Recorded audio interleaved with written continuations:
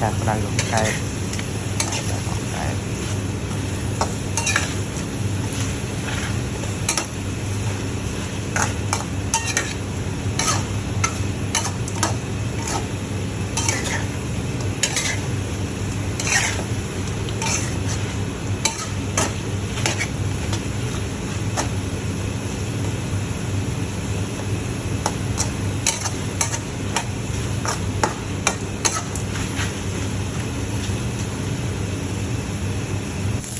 linh con cay bớt ngọt ấy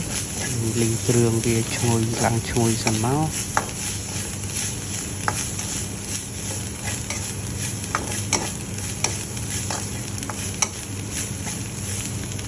tỏ máu dương đặt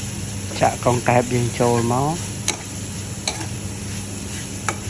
so với chì đặt bời dân tới tất cây tam ca cô tầng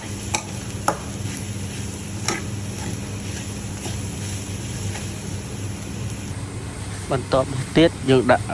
បន្លែមានដូចជាស្លឹកម្រះព្រៅយើងដាក់ទៅឲ្យឈ្ងុយហើយកុំឲ្យវាឆ្អាបដែរណាបន្ទាប់មកយើងដួសដាក់ចានរៀបចំចានជាការស្រេចយើងបានមុខម្ហូបមួយចានគឺឆាគ្រឿងកង្កែបវីដេអូខ្ញុំមានតែប៉ុណ្្នឹងទេបាទសូមអរគុណបងប្អូនដែលចូលរួមទស្សនាកុំភ្លេចជួយ follow ម្នាក់មួយផងបងប្អូន